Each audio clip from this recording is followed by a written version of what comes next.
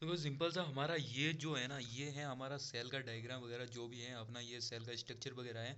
और उससे रिलेटेड अपने को पूरी इतनी इंग्लिश नहीं आती बिल्कुल भी, इतना याद करके जाऊँगा ना तो मैं, मेरे को पता है कि मैं उतना पूरा का पूरा ये A to Z इतना नहीं ले सकता। इसलिए मेरे को ये पता है कि वेजिटेटिव सेल है, रिप्रोडक्टिव सेल है, इतना इनमें से भी मैं कुछ कुछ पॉइंट लिख लिए। तो सिंपल सा इसको मैंने बना दिया कुछ इस तरीके से, जैसे कि स्टडी ऑफ सेल को साइटोलॉजी भी कहते हैं। इसी के साथ यहाँ पर सेल्स एक लिविंग ऑर्गेनिज्म होता है जिसका फंक्शन एंड फैक्टर की बात करें, फैक्टर के हिसाब से चेल के डिफरेंट साइज एंड शेप होते हैं, यानी कि चेल के डिफरेंट साइज एंड शेप भी होते हैं। बॉडी के डिफरेंट पार्ट के अंदर डिफरेंट टाइप की सेल्स होती है और फंक्शंस भी अलग अलग होते हैं। सेल्स को डिस्कवर्ड किया था रॉबर्ट हुक ने। इसी के साथ यहाँ पर ह्यूमन सेल्स में टू टाइप की सेल्स होती है जिनको क्लासिफाई किया गया है, जैसे कि वेजिटेटिव सेल्स और रिप्रोडक्टिव सेल। इस तरह से याद करोगे ना, इस तरह से याद करने से हमारा क्या बेनिफिट होता है, क्योंकि हम राजस्थान उदयपुर से बोलते हैं, यहाँ पर हम इंग्लिश मीडियम से नहीं हिंदी मीडियम से है ना, तो हमें इस तरीके से याद करना पड़ेगा। इस तरीके से याद नहीं करेंगे ना तो हमें याद रहने ही नहीं वाला, सीधी सी बात है ये, क्योंकि हमें इंग्लिश प्रॉपर आती नहीं है। वहाँ पर इस तरीके से यदि हम याद करके जाते हैं कि भाई साइटोलॉजी, स्टडी ऑफ सेल को साइटोलॉजी करते हैं, तो वहाँ पर जाके आराम से लिख जाते हैं। यदि वहीं पर जाके हम यदि ऐसे लिखते हैं the called was a discovered by A Robert Hooke, यहाँ पर इस तरीके से लिखते हैं, या फिर यहाँ पर इधर जो भी यहाँ पर लिविंग ऑरिजिन वगैरह यहाँ पर देखते हो, यहाँ पर द स्टडी ऑफ सेल के नाउ एज साइटोलॉजी, उस तरीके से यहाँ पर याद करते हैं ना, तो वहाँ पर 100% नहीं लिख पाते। और ज़्यादातर जो वर्ड है ना, जैसे कि यहाँ पर के नाउ का मतलब होता है कहते हैं। तो आपको ये याद रखना है कि यहाँ पर स्टडी ऑफ द सेल के नाउ साइटोलॉजी, बस इतना इतना लिख दो 100%, वो आपको नंबर पूरे का पूरे देके आपका कोई भी नंबर कट नहीं होने वाला है। सबसे बेस्ट तरीका ये है। और यहाँ पर जो डायग्राम होता है ना, डायग्राम के अंदर यहाँ पर बहुत सारे नाम है, जैसे कि यहाँ पर टोटल 30 नाम है। 30 नाम से मैंने बहुत ही कम नाम लिख लिए, जैसे कि यहाँ पर देख सकते हो।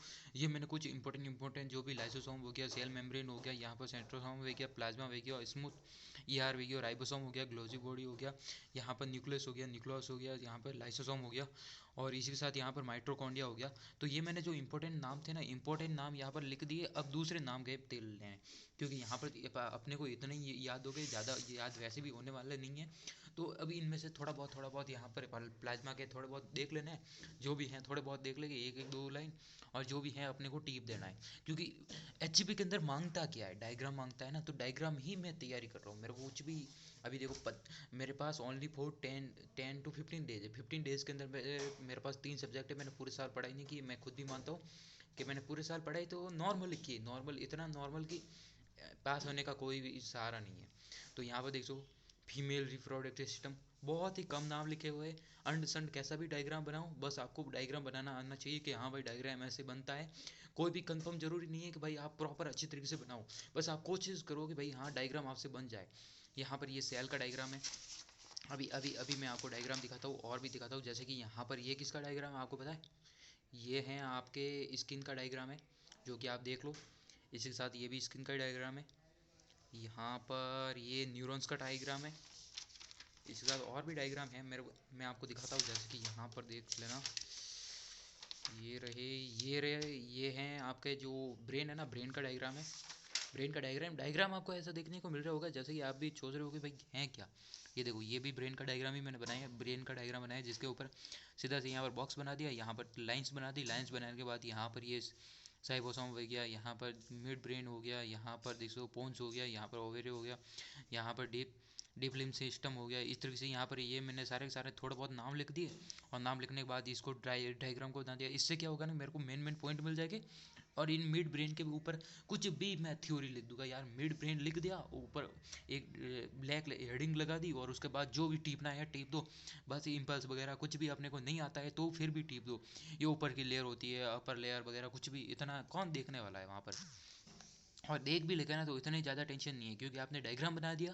डायग्राम में आधे नंबर आपके आधे नंबर तो डायग्राम से ही आ जाते हैं। थोड़ा बहुत उसकी माँ कथा लिख दी, पूरी की माँ कथा छाप दो, बस नंबर आ जाते हैं। बस यही चल रहा है गाइज। यहाँ पर देखो रहा है, यहाँ पर सेल्स के अंदर मैंने कुछ ऐसे नाम लिखे थे, लाइसोसोम हो गया, न्यूक्लियस हो गया, सेल मेम्ब्रेन हो गया, यहाँ पर प्लाज्मा हो गया, यहाँ पर राइबोस हो गया, सेल्स हो गया, लाइसोसोम हो गया, यहाँ पर माइट्रोकॉन्ड्रिया हो गया।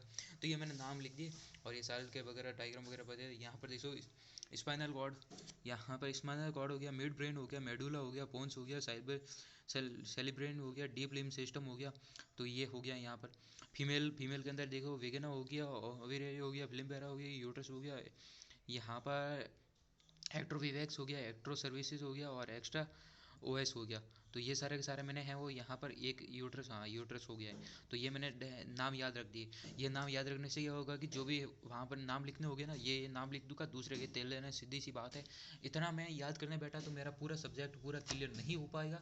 अब देखो यार, इतने सारे मेरे को क्लियर करने हैं तो मैं कैसे क्लियर करूँगा? सिंपल सा देखो, ये तो पूरे नहीं है, ये पूरे नहीं है, ये पूरे नहीं है गाइस, ये पूरे नहीं है। अब इसमें से cells, tissue, blood, lymphatic, CVS, nervous system, digestive system, response system, respiratory system, urinary system, यहाँ पर सिंसियर ऑर्गन हो गया, मसल्स, स्केलेटल, रिप्रोडक्टिव सिस्टम हो गया, इंडोकार्डियम सिस्टम हो गया। तो ये सारे के सारे इतना पढ़ने का मेरे पास टाइम नहीं है।